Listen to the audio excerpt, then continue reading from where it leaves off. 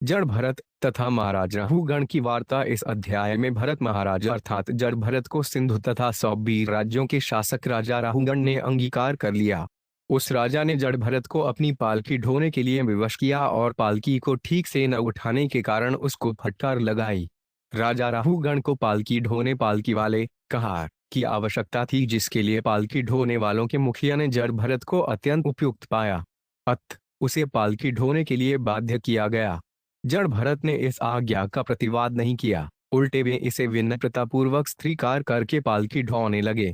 जब वे पालकी उठाए रहते तो बेसतर्क होकर देखते चलते कि उनके पांव के नीचे एक चींटी तक न आए, और जब कोई चींटी दिखती तो वे उसके निकल जाने तक रुके रहते।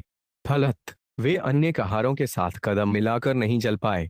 इससे पालकी में बैठा राजा अत्यंत विचलित हुआ और उसने जड़ भरत को भदी गाली दी, किंतु जड़ भरत ने कोई प्रतिवाद नहीं किया, क्योंकि वह देहात्म बुद्धि से सर्वथा मुक्त थे।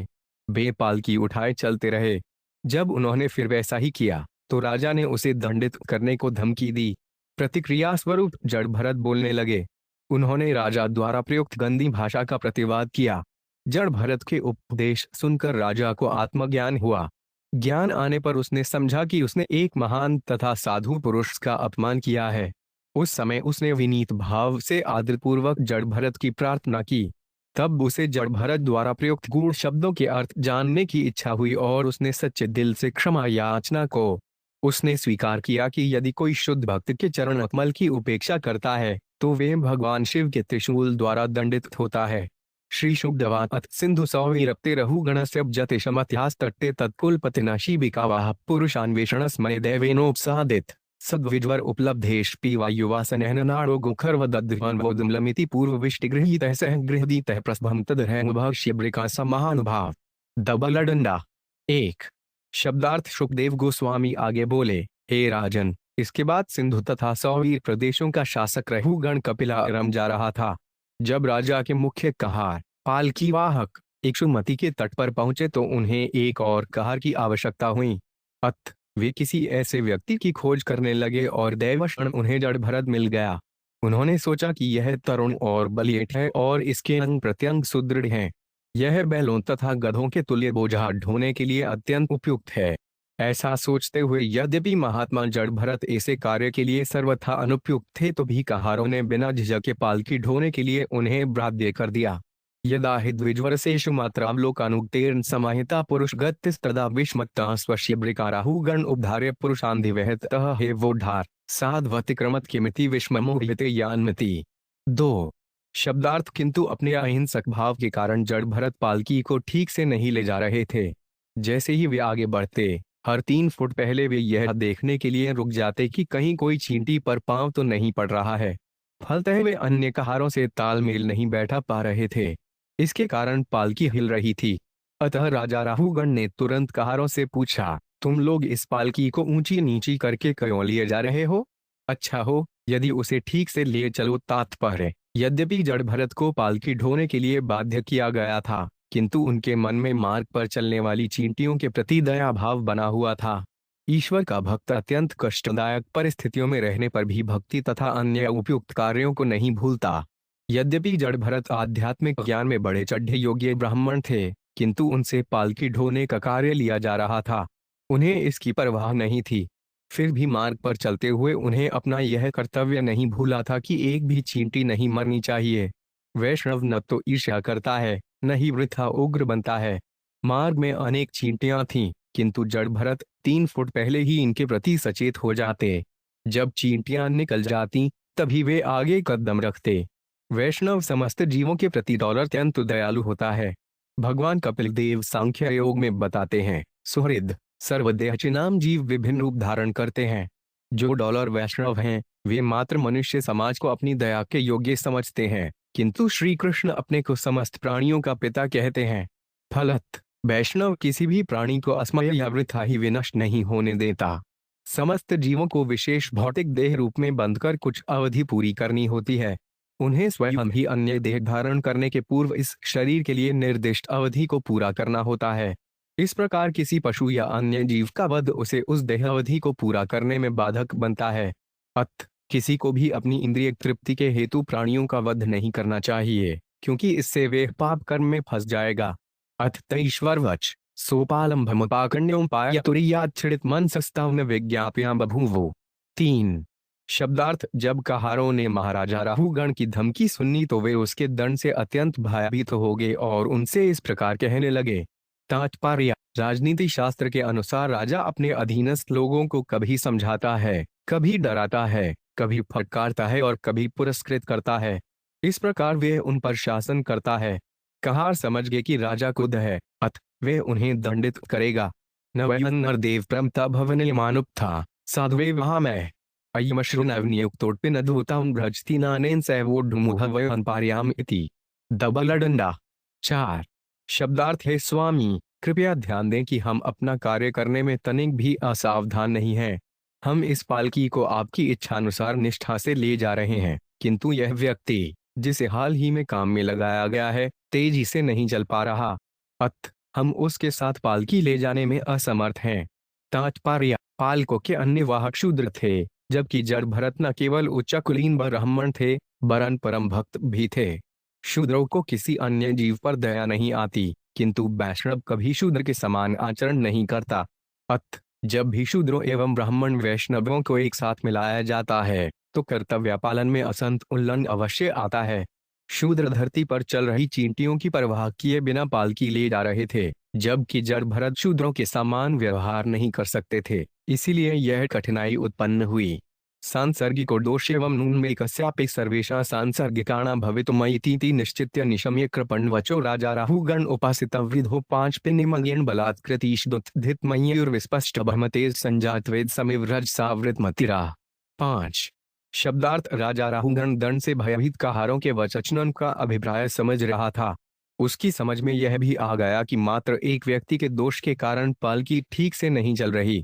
यह सब अच्छी प्रकार जानते हुए तथा उनकी विनती सुनकर वह कुछ क्रुद्ध हुआ। यद्यपि वह राजनीति में निपुण एवं अत्यंत अनुभवी था, उसका यह क्रोध राजा के जन्मजात स्वभाव से उत्पन्न हुआ था।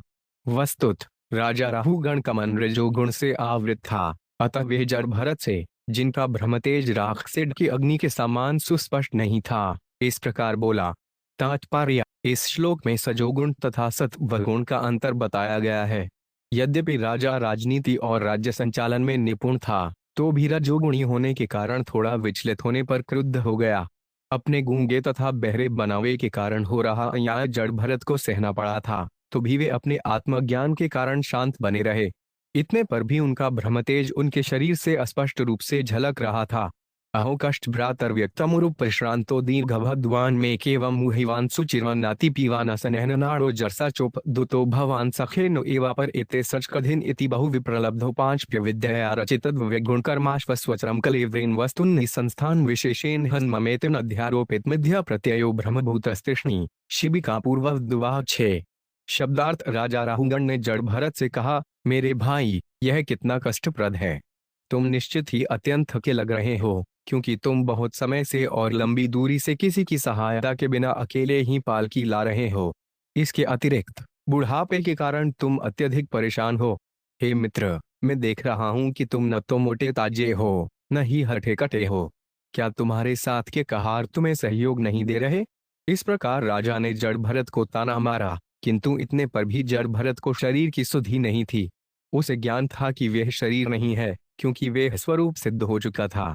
वह न तो मोटा था, न पतला, न ही उसे 5 स्थूल भूतों तथा 3 सूक्ष्म तत्वों के स्थूल पदार्थ से कुछ लेना देना था। उसे भौतिक शरीर तथा इसके 2 हाथों तथा 2 पैरों से कोई सरोकार न था। दूसरे शब्दों में कहना चाहें तो कह सकते हैं कि वह हन ब्रह्मास्मि अर्थात ब्रह्म रूप को प्राप्त हो चुका था। अतः राजा की व्यंग्यपूर्ण आलोचना का उस पर कोई प्रभाव नहीं पड़ा। वह बिना कुछ कहे पूर्ववत पालकी को उठाए चलता रहा। तात्पर्य। जड़ भरत पूर्णतया मुक्त थे। जब डाकुओं ने उनके शरीर की बलि देनी चाहिए थी तब भी उन्हें कोई परवाह नहीं थी, क्योंकि उन्हें ज्ञात था कि वे शरीर नहीं है। यदि उनका शरीर नष्ट भी कर दिया जाता तो भी बेपरवाह नहीं करते, क्योंकि उन्हें भगवद गीता की इस उक्ति 2.20 नहयते हयमाने शरीर पर पूर्ण विश्वास था। उन्हें पता था कि शरीर के मारे जाने पर भी उन्हें नहीं मारा जा सकता। यद्यपि उन्होंने कोई प्रतिवाद नहीं किया, किंतु पूर्ण पुरुषोत्तम भगवान अपने भक्त के प्रति डाकुओं के इस अन्याय को नहीं सहन कर सके। अतः डाकू मारे गए और श्री कृष्ण के अनुग्रह से वे बच गए। इस घटना में पालकी ढोते समय भी उन्हें पता था कि वे शरीर नहीं हैं। उनका शरीर पालकी ले जाने में पूर्ण सक्षम था, क्योंकि वे हृष्टपुष्ट तथा सुगठित था। देहात्म बोध से मुक्त होने के कारण राजा के व्यंग्य एक विशेष प्रकार के वचनों का उन पर कोई प्रभाव नहीं पड़ा था। शरीर की उत्पत्ति कर्म के अनुसार होती है और प्रकृति एक विशेष प्रकार के शरीर के विकास के लिए सारी सामग्री जुटाती है। शरीर के भीतर का आत्मा शरीर की रचना से पृथक है, अतः शरीर के प्रति किया गया कोई उपकार या अपकार आत्मा को प्रभावित नहीं करता। वैदिक आदेश है, असंगो हाय पुरुष, आत्मा कभी भी भौतिक विधानों से प्रभावित नहीं होता। अथ पुनः स्वशीब्रिकायां विषमग्तायां प्रकृषित उवाचल राहुगण किमिदमरेत वन जीवन मृतमा कदर्थी कृत्य भर्तुशासनम तिचरसि प्रमतस्य च ते करोमि चिकित्सा दंड पाणिरेव जनताया यथा प्रकृति स्वं भजिष्यस इति। 7 शब्दार्थ तत्पश्चातु जब राजा ने देखा कि उसकी पालकी अब भी पूर्ववत हिल रही थी, तो वे अत्यंत क्रुद्ध हुआ और कहने लगा, अरे दुष्ट, तू क्या कर रहा है? क्या तू जीवित ही मर गया है? क्या तू नहीं जानता कि मैं तेरा स्वामी हूँ? तू मेरा अनादर कर रहा है और मेरी आज्ञा का उल्लंघन भी।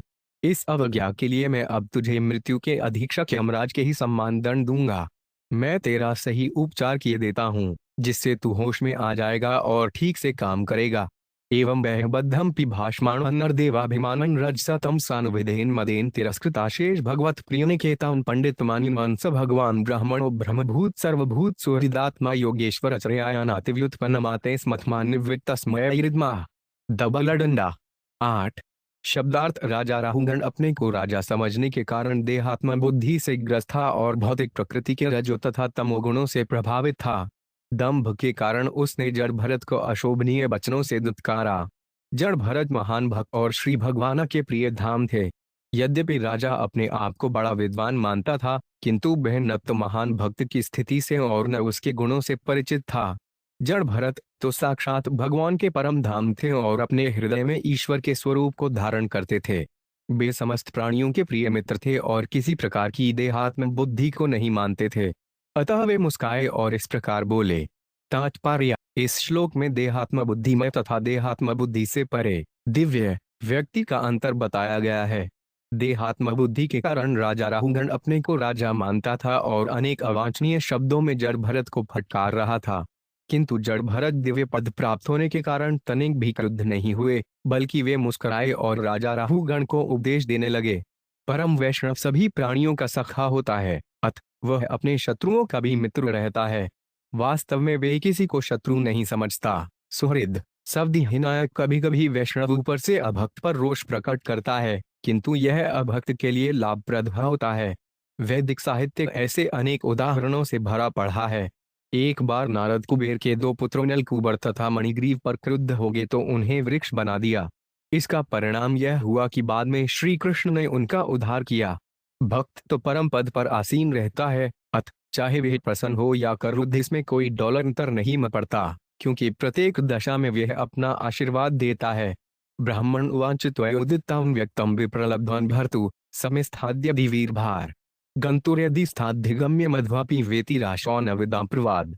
9 शब्दार्थ महान ब्राह्मण जड़ भरत ने कहा, हे राजन तथा वीर, आपने जो कुछ व्यंग्य में कहा है वे सचमुच ठीक है। ये मात्र उल्लाघनापूर्ण शब्द नहीं है, क्योंकि शरीर तो वाहक ढोने वाला है। शरीर द्वारा ढोया जाने वाला भार मेरा नहीं है, क्योंकि मैं तो आत्मा हूँ।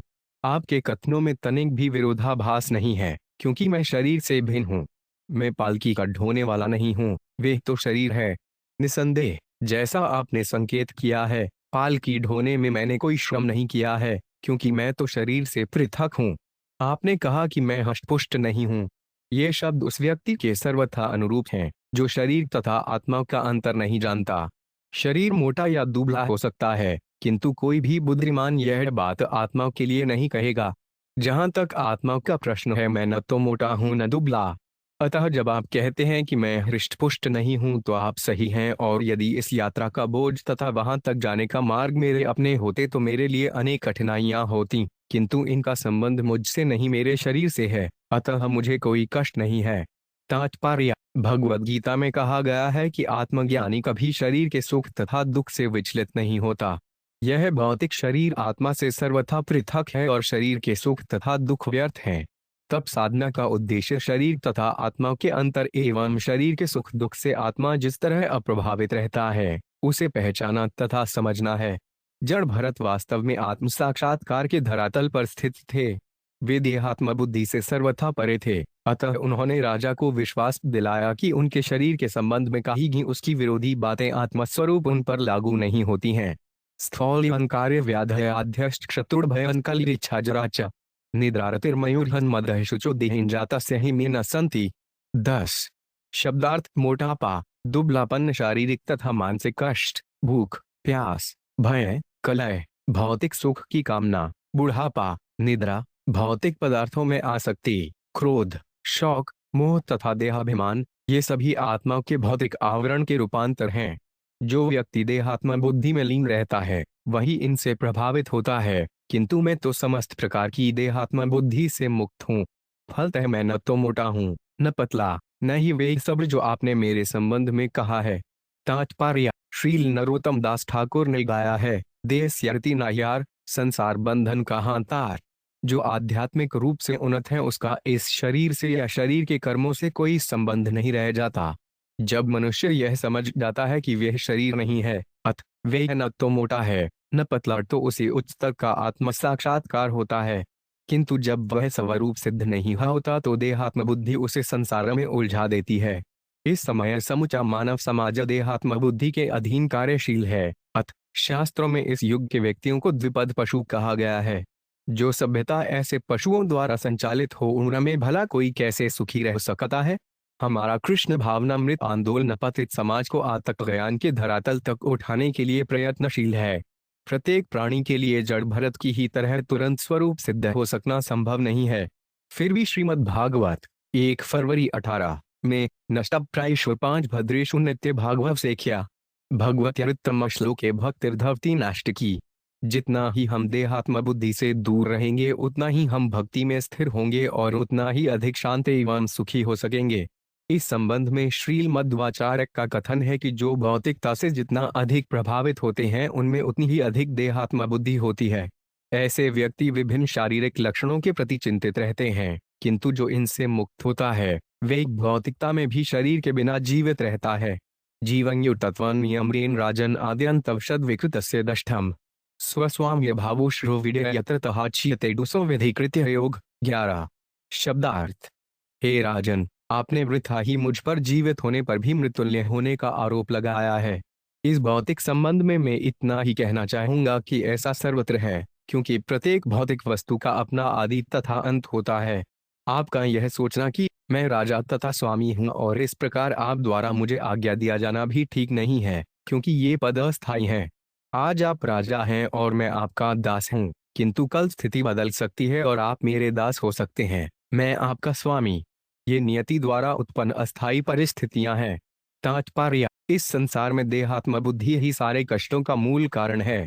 विशेष रूप से कलयुग में लोग इतने अशिक्षित हैं कि उनकी समझ में यह भी नहीं आता कि यह शरीर प्रत्येक क्षण बदल रहा है और अंतिम परिवर्तन ही मृत्यु कहलाता है। जो इस जन्म में राजा है वही कर्मवश अगले जीवन में कुत्ता बन सकता है। आत्मा तो प्रकृति की शक्ति से उत्पन्न गहरी निद्रा में मग्न रहता है। वह एक प्रकार की अवस्था से दूसरे प्रकार की अवस्था में रख दिया जाता है। बिना आत्म साक्षात्कार तथा ज्ञान के बंद जीवन चलता रहता है और मनुष्य अपने को झूठे ही राजा, दास, कुत्ता या बिल्ली कहलाने का दावा करता है। ये परम व्यवस्था द्वारा लाए जाने वाले विभिन्न रूपांतर हैं। मनुष्य को इन अस्थायी देहात्म बुद्धि की कल्पनाओं से भ्रमित नहीं होना चाहिए। वस्तुतः इस संसार में कोई भी स्वामी नहीं है, क्योंकि प्रत्येक प्राणी प्रकृति के नियंत्रण में है और स्वयं प्रकृति पूर्ण पुरुषोत्तम भगवान के अधीन है। भगवान श्री कृष्ण ही परम स्वामी है। जैसा कि चैतन्य चरितामृत में कहा गया है, एक ले ईश्वर कृष्ण आर सब धृत्य, एकमात्र स्वामी तो श्री कृष्ण है तथा अन्य सब उनके दास हैं। परमेश्वर के साथ अपने संबंध को भूलने के कारण ही संसार के सारे कष्ट उत्पन्न होते हैं।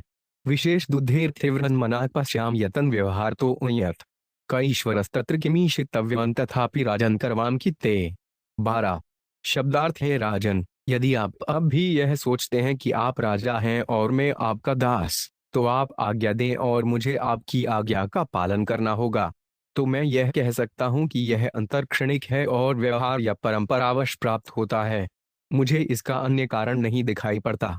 उस दशा में कौन स्वामी है और कौन दास? प्रत्येक प्राणी प्रकृति के नियमों द्वारा प्रेरित होता है। अत न तो कोई स्वामी है न कोई दास। इतने पर भी यदि आप सोचते हैं कि मैं आपका दास हूं और आप मेरे स्वामी हैं, तो मैं इसे स्वीकार कर लूंगा। कृपया आज्ञा दें, मैं आपकी क्या सेवा करूं? तात्पर्य: श्रीमद्भागवत में कहा गया है, अहं ममेति, मैं यह शरीर हूं और इस शारीरिक संबंध से ही वह मेरा स्वामी है, मेरा दास है, मेरी पत्नी है या मेरा पुत्र है। ये सारे भाव शरीर के अनिवार्य परिवर्तन तथा प्रकृति की व्यवस्था के कारण अस्थिर हैं। हम समुद्र को तरंगों में तैरने वाले तिनकों के समान एकत्र हुए हैं, किंतु सारे तिनके लहरों के नियमों के द्वारा अवश्य एक दूसरे से पृथक होंगे। इस संसार में प्रत्येक व्यक्ति संसार सागर की लहरों में उतरा रहा है। भक्ति विनोद ठाकुर ने ठीक ही कहा है, मिच्छे मायावशे याच भेसे खाछा बुड्डुबु भाड़ जीव कृष्णदास ए विश्वास कर लेत आर दुख नाई। सभी स्त्री तथा पुरुष प्रकृति की तरंगों में तिनकों के समान तैर रहे हैं। यदि वे समझ लें कि वे श्री कृष्ण के शाश्वत सेवक हैं, तो उनका तैरना बंद हो जाए, जैसा कि भगवद गीता 3.37 में कहा गया है, काय एव क्रोध एक रजोगुण स्मुद्भव। रजोगुण के कारण हमें अनेक वस्तुओं की इच्छा होती है और हमारी इच्छा या चिंता तथा परमेश्वर की आज्ञा के अनुसार प्रकृति कोई एक शरीर प्रदान करती है। कुछ काल तक हम पात्रों की भांति रंगमंच में किसी अन्य के नियंत्रण में स्वामी या सेवक की तरह कार्य अभिनय करते हैं। हमें चाहिए कि मनुष्य के रूप में इस प्रकार का अभिनय करना बंद कर दें। हमें चाहिए कि हम अपनी मूल स्वाभाविक स्थिति कृष्ण भावनामृत को प्राप्त करें। इस समय हमारा वास्तविक स्वामी तो प्रकृति है। देवी होशाग्र्योन्मयी मम माया दुरत्यया, भगवद गीता 7.14। प्रकृति के समूहन से हम सेवक तथा स्वामी बन रहे हैं, किंतु यदि हम श्री भगवान तथा उनके शाश्वत सेवकों द्वारा अनुशासित होना स्वीकार कर लें तो यह क्षणिक अवस्था समाप्त हो जाए। उन्मतमत जडवत् स्वसंस्थागत से में वीर चिकित्सितेन। अर्थ: कियान भवता शिक्षितेन स्तब्ध प्रमतश्चर्पिष्ठ पेश। 13। हे राजनु, आपने कहा, अरे दुष्ट, जड़ तथा पागल, मैं तुम्हारी चिकित्सा करने जा रहा हूं और तब तुम होश में आ जाओगे। इस संबंध में मुझे कहना है कि यद्यपि मैं जड़, गूंगे तथा बहरे मनुष्य की भांति रहता हूँ, किंतु मैं सचमुच एक स्वरूप सिद्ध व्यक्ति हूँ। आप मुझे दंडित करके क्या पाएंगे? यदि आपका अनुमान ठीक है और मैं पागल हूँ, तो आपका यह दंड एक मरे हुए घोड़े को पीटने जैसा होगा। उससे कोई लाभ नहीं होगा। जब पागल को दंडित किया जाता है तो उसका पागलपन ठीक नहीं होता है। तात्पर्य: इस संसार में प्रत्येक व्यक्ति भौतिक अवस्था में अर्जित झूठे विशेष प्रभावों के अंतर्गत पागल के समान आचरण करता है। उदाहरणार्थ, चोर यह जानता है कि चोरी अच्छा काम नहीं है और यह कि इसके बाद राजा या ईश्वर से दंड मिलता है तथा चोर पकड़े जाते हैं और पुलिस उन्हें दंड देती है, तो भी वह बारंबार चोरी करता है। उसके मन में यह विचार घर किए रहता है कि चोरी करने से वह सुखी हो जाएगा। यह तो पागलपन का लक्षण है। बारंबार दंडित होकर भी चोर अपनी चोरी करने की आदत नहीं छोड़ पाता, अत दंड वृथा है। श्री शुक्रौनाटेतावदनुवाद परिभाषा प्रथम त्युदीरे मुनिवर उपस्मशील उपृतानात्म्य अनियमित उपभोगेन कर्मारिब्धन व्यक्नयनत्रार्यान्म प्रेतथोवा। 14। शब्दार्थ: शुकदेव गोस्वामी ने कहा, हे महाराज परीक्षित, जब राजा राहुगण ने परम भक्त जड़ भरत को अपने कटु वचनों से मर्माहत किया, तो उस शांत मुनिवर ने सब कुछ सहन कर लिया और समुचित उत्तर दिया। अज्ञानता का कारण देहात्म बुद्धि है, किंतु जड़ भरत उससे प्रभावित नहीं थे। अपनी स्वाभाविक विनम्रता के कारण उन्होंने अपने को कभी भी महान भक्त नहीं माना और अपने पूर्व कर्मफल को भोगना स्वीकार किया। सामान्य मनुष्य की भांति उन्होंने सोचा कि वे पालकी ढोकर अपने पूर्व अपकृत्यों के फल को विनष्ट कर रहे हैं। ऐसा सोचकर वे पूर्ववत पालकी लेकर चलने लगे।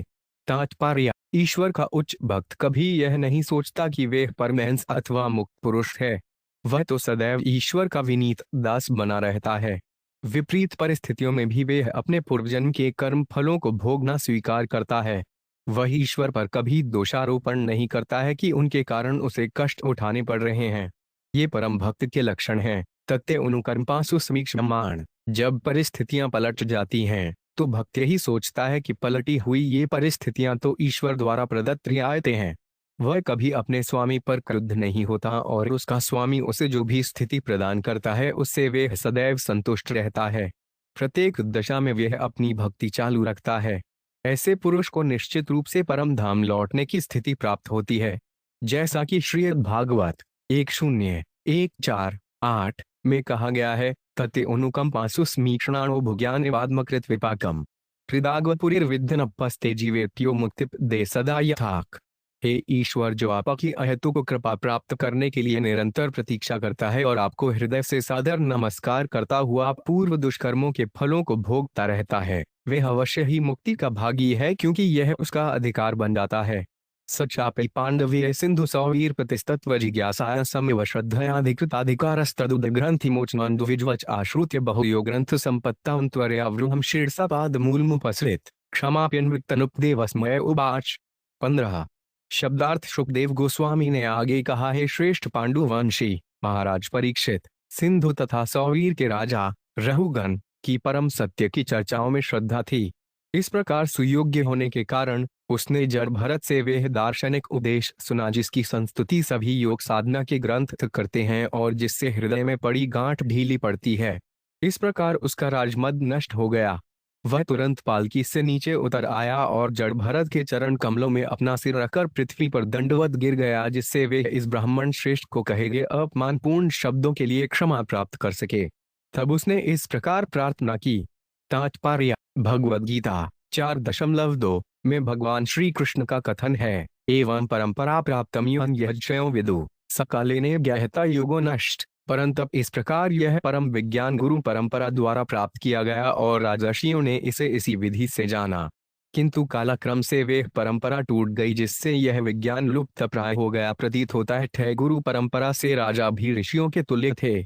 पूर्व काल में राजर्षि जीवन दर्शन समझते थे और नागरिकों को उसी स्तर तक ऊपर उठने की शिक्षा प्रदान करना जानते थे, अर्थात वे नागरिकों को जन्म तथा मृत्यु के बंधन से छुटकारा दिलाना जानते थे।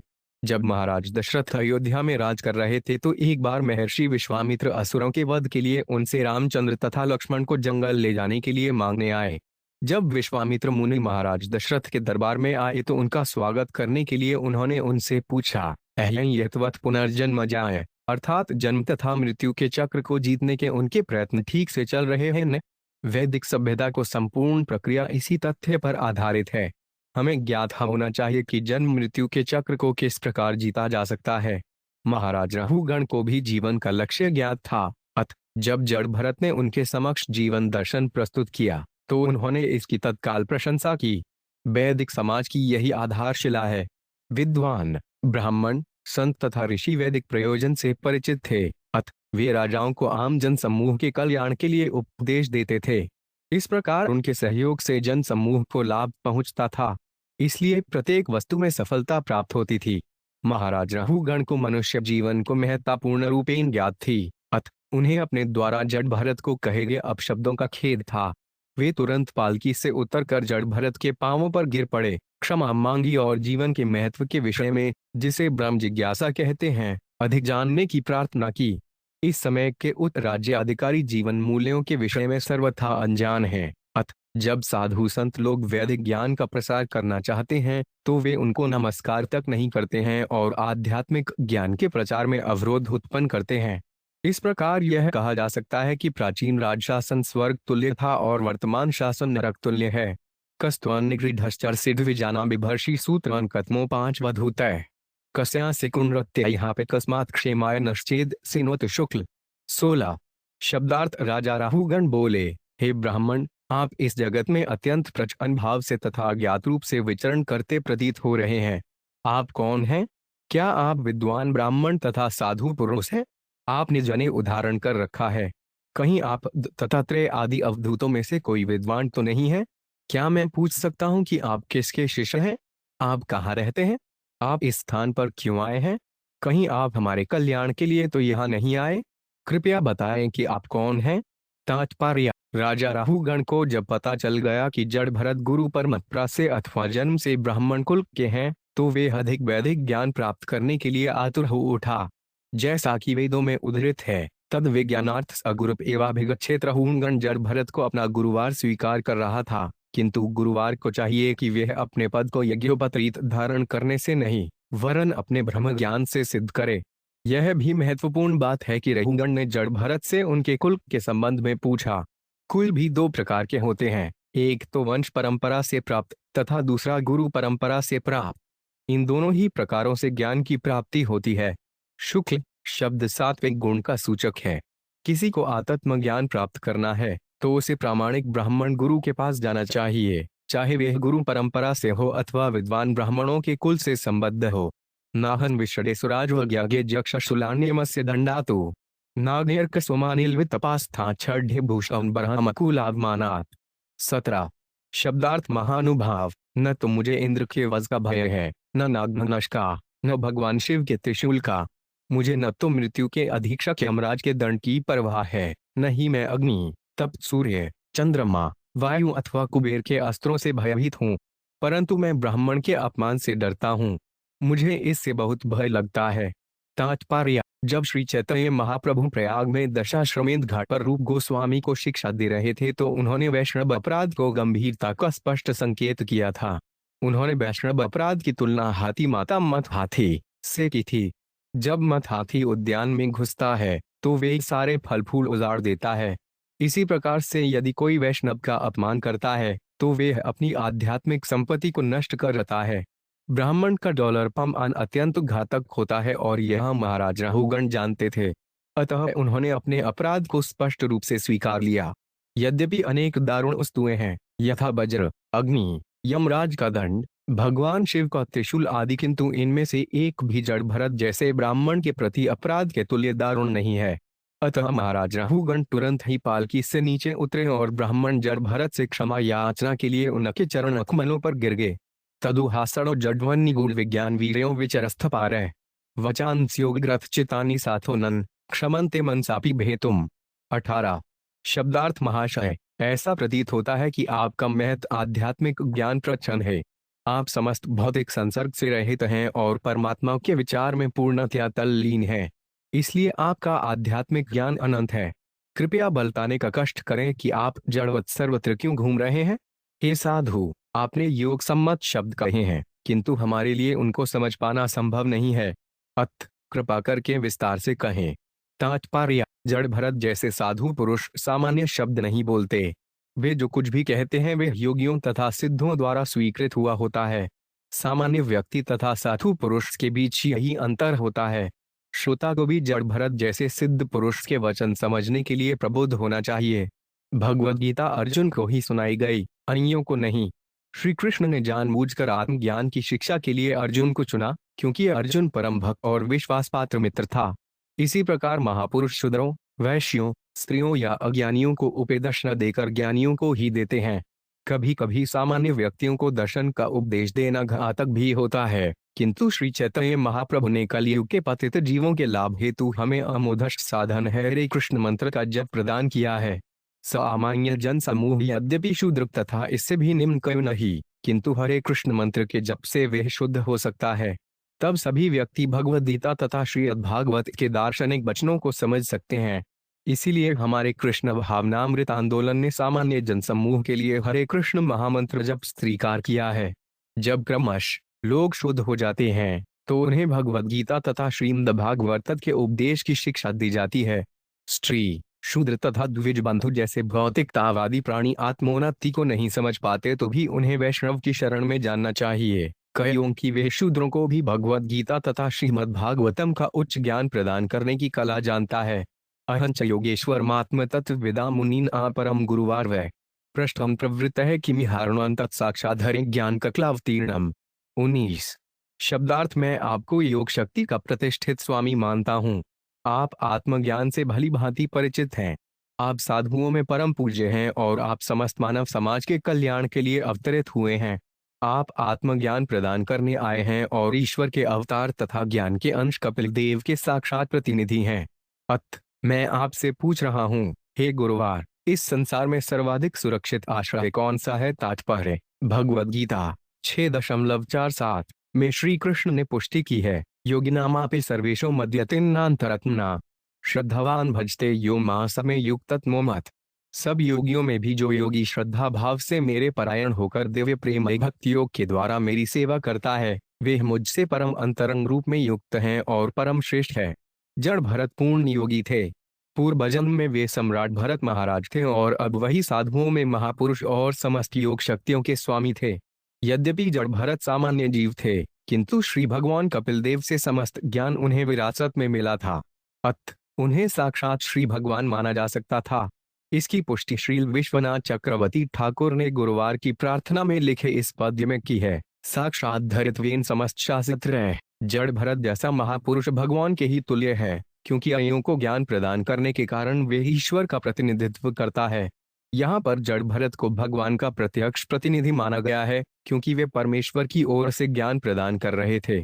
इसलिए महाराज राहुगण ने यह निश्चित किया कि उन्हीं से आत्मतत्व के संबंध में कयो न पूछा जाए। वद विज्ञानार्थ अगुरु में वाभिगच्छेत। यहाँ इस वैदिक आज्ञा को भी पुष्टि हो जाती है। यदि कोई ब्रह्म जिज्ञासा आत्मतत्व जानने का इच्छुक है तो उसे जड़ भरत जैसे गुरुवार के पास जानना चाहिए। सव्यभवलोक निरीक्षणार्थम अव्यक्तलिड्रो विचरत्यभिस्वेट। योगेश्वरानागति मंद बुद्धि कथम विचशीत गृहानुबंध। 20। शब्दार्थ। क्या यह सच नहीं कि आप पूर्ण पुरुषोत्तम भगवान के अवतार कपिल देव के साक्षात प्रतिनिधि हैं? मनुष्यों की परीक्षा लेने और यह देखने के लिए कि वास्तव में कौन मनुष्य है और कौन नहीं, आपने अपने आप को गूंगे तथा बहरे मनुष्य की भांति प्रस्तुत किया है। क्या आप संसार भर में इसलिए नहीं इस रूप में घूम रहे? मैं तो गृहस्थ जीवन तथा सांसारिक कार्यों में अत्यधिक आसक्त हूँ और आत्मज्ञान से रहित हूँ। इतने पर भी अब मैं आपसे प्रकाश पाने के लिए आपके समक्ष उपस्थित हूँ। आप बताएं कि मैं किस प्रकार आत्मा जीवन में प्रगति कर सकता। 5 है तात्पर्य। यद्यपि महाराज राहुगण राजा की भूमिका निभा रहे थे, किंतु जड़ भरत ने उन्हें बता दिया था कि वे न तो राजा थे, न ही जड़ भरत कोई गूंगा बहरा पुरुष था। ऐसी उपाधियां आत्मा के आवरण मात्र हैं। सबको इस ज्ञान तक पहुंचना है। जैसा कि भगवद गीता 2.13 में पुष्टि की गई है, देहिनो 5 में यथा देहे। प्रत्येक प्राणी शरीर के भीतर बंद है। चूंकि शरीर कभी आत्मा के समरूप नहीं हो सकता, अतः शारीरिक कार्य मात्र मोहजनित हैं। जड़ भरत जैसे साधु की संगति से महाराज राहुगण को यह बोध हो सका कि राजा के रूप में उनके सारे कार्य मोहजनित हैं। इसलिए उसने जड़ भरत से ज्ञान प्राप्त करना स्वीकार किया और यही उसकी सिद्धि का शुभारंभ था। वद्विज्ञानार्थ सगुरु में वाभिच्छेद पुरुष को महाराज राहुगण की ही भांति जड़ भरत के समान महापुरुष का सानिध्य प्राप्त करके आत्मतत्व जानना चाहिए। तस्मात् गुरुवार प्रपद्येत जिज्ञासु श्रेय उत्तमम। भागवत 11 मार्च 21। मनुष्य को चाहिए कि वह जड़ भरत जैसे गुरुवार के पास पहुंचकर मानव जीवन के उद्देश्य के संबंध में जिज्ञासा करे। हष्ट श्रम कर्मत आत्मनो वह भर्तुर्गंतुर्भवतशनानुमने यथास्तो दान्यनाण भावात समूल इष्टो व्यवहार मार्ग। 21। शब्दार्थ। आपने कहा कि मैं श्रम करने में थकता नहीं हूँ। यद्यपि आत्मा देह से पृथक है, किंतु शारीरिक श्रम करने से थकान लगती है और ऐसा लगता है कि यह आत्मा की थकान है। जब आप अलकाय ले जा रहे होते हैं तो निश्चय ही आत्मा को भी कुछ श्रम करना पड़ता होगा, ऐसा मेरा अनुमान है।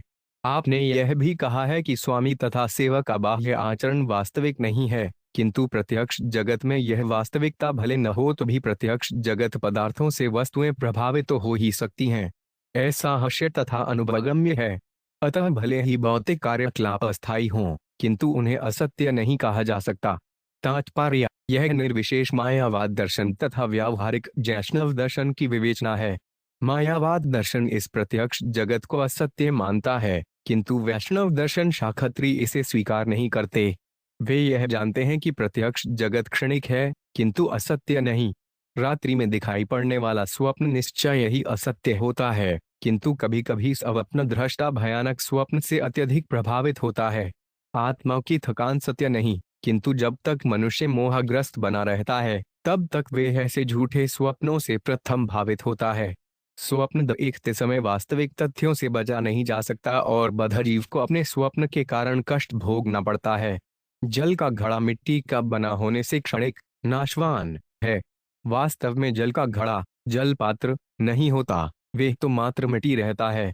किंतु जब तक उसमें जल भरा जा सकता है तब तक उसका सदुपयोग उस काम के लिए किया जा सकता है। इसे सरासर झूठ नहीं कह सकते।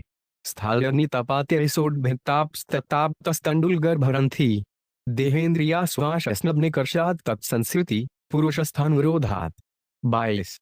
शब्दार्थ राजा राहुगण आगे बोला, महाशय, आपने बताया कि शारीरिक स्थूलता तथा कुष्ठता जैसी उपाधियां आत्मा के लक्षण नहीं है।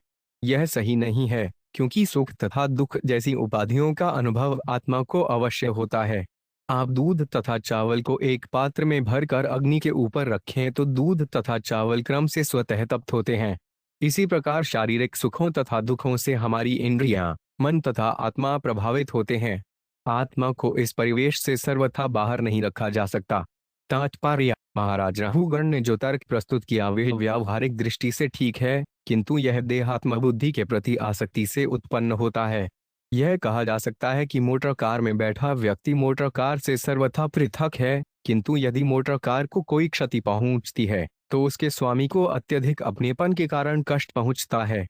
वस्तुतः मोटर कार की क्षति का उसके स्वामी से किसी प्रकार का संबंध नहीं है, किंतु चूंकि इस स्वामी ने मोटर कार के साथ तादात्म्य बनाकर रखा है, अतः उसे सुख दुख होता है। इस बद्धावस्था से बचने का उपाय है मोटर कार के प्रति अपनी आसक्ति को हटा लेना। तब उसके स्वामी को कार के क्षतिग्रस्त होने अथवा न होने से किसी प्रकार के शौक या हर्ष का अनुभव नहीं होगा। इसी प्रकार आत्मा का शरीर तथा इंद्रियों से कोई प्रयोजनवरी नहीं रहता, किंतु अविद्या के कारण वह अपने को देह से अभिन्न मानकर शरीर के हर्ष शौक से वैसा ही अनुभव करने लगता है।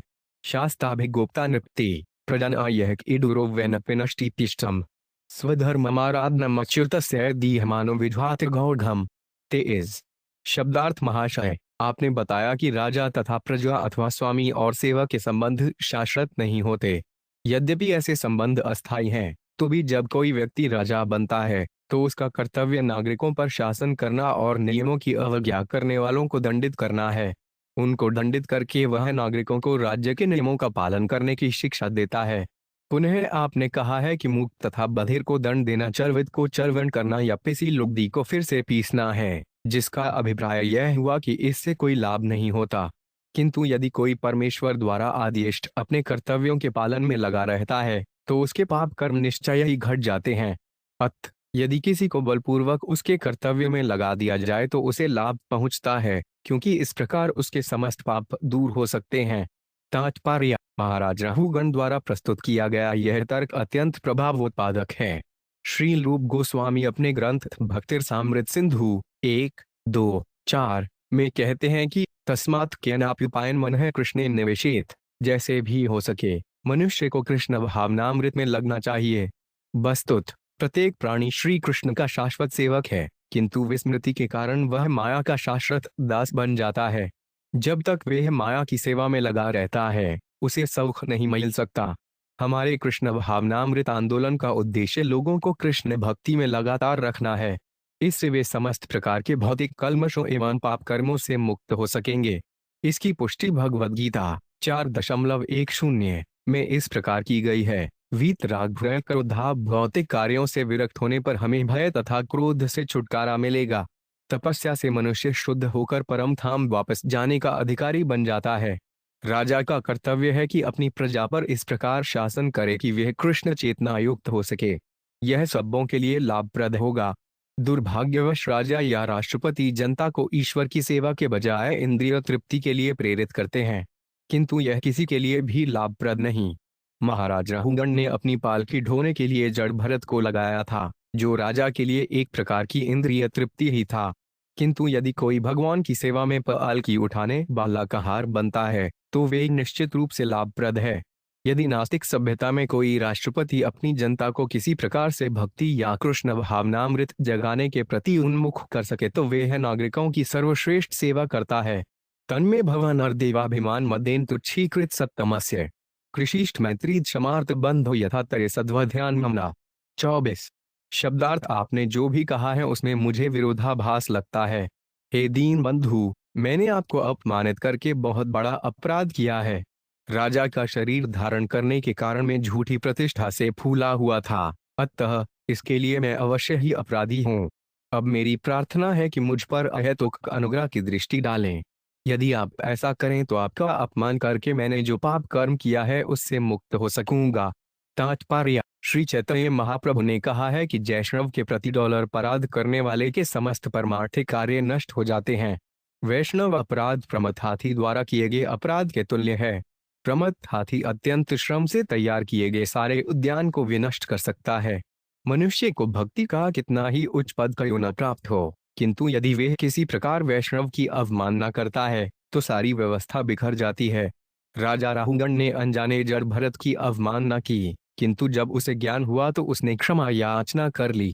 यही वह विधि है जिसके द्वारा वैष्णव अपराध से छूटा जा सकता है। कृष्ण अत्यंत सरल एवं स्वभाव से कृपालु है।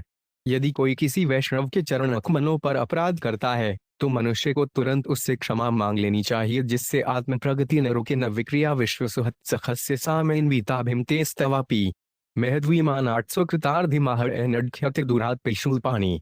25 शब्दार्थ है स्वामी, आप समस्त जीवात्माओं के मित्र पूर्ण पुरुषोत्तम भगवान का सखा हैं, अतः आप सबों के लिए समान हैं और देहात्म बुद्धि से सर्वथा मुक्त हैं।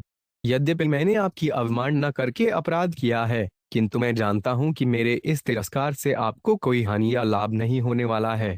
आप हृदय संकल्प हैं जबकि मैं अपराधी हूं। इसलिए भले ही मैं भगवान शिव के समान बलवान क्यों ना हूं, किंतु एक वैष्णव के चरण कमल पर अपराध करने के कारण मैं तुरंत ही नष्ट हो जाऊंगा। तात्पर्य: महाराज राहुगण अत्यंत बुद्धिमान थे और वैष्णव के प्रति किए गए अपराध के अशुभ फलों से भली भांति परिचित थे। अतः वे जड़ भरत द्वारा क्षमा किए जाने के लिए अत्यंत व्यग्र थे। प्रत्येक मनुष्य को चाहिए महाराज राहुगण के पद चिन्हों का अनुसरण करते हुए वैष्णव के चरण कमल पर अपराध न करे। श्रील वृंदावन दास ठाकुर चैतन्य भागवत मध्य 13 में कहते हैं, झूल पानी सज यदि भक्त निंदा करे, भागवत प्रमाण तथापि शीघ्र मरे। हेन वैष्णवेरे निंदे सर्वज्ञहण से जनेर अद्भात सर्व शाखत्रे कट। यदि कोई वैष्णव की निंदा करता है तो वे त्रिशूलधारी भगवान शिव के समान शक्तिशाली होने पर भी अपने आत्मपद से गिर जाएगा। यह समस्त वैदिक शास्त्रों का निर्णय है। उन्होंने चैतन्य भागवत मध्य 22 में यह भी कहा है, वैष्णवेर निंदा करिबे कियार्यण तार रक्षा सामर्थ्य नाहे कौन जनवरी। शूल पाणी सम यदि वैष्णवेरे निंदे तथापि नाश्याय कहे शाख वृंदे। यह ना मानिया ये सुजन निंदा करे, जन्मे जन्मे से पापिष्ठ दैव दुफे मरे। जो वैष्णव की निंदा करता है उसे कोई नहीं बचा सकता, चाहे वह भगवान शिव के समान बलशाली क्यों न हो। यदि वह वैष्णव की निंदा करता है तो उसका विनाश होना ही है। यही समस्त शास्त्रों का निर्णय है। यदि कोई शास्त्रों के निर्णय की अवहेलना करके वैष्णव की निंदा करता है तो उसका विनाश निश्चित है। यही समस्त शास्त्रों का निर्णय है।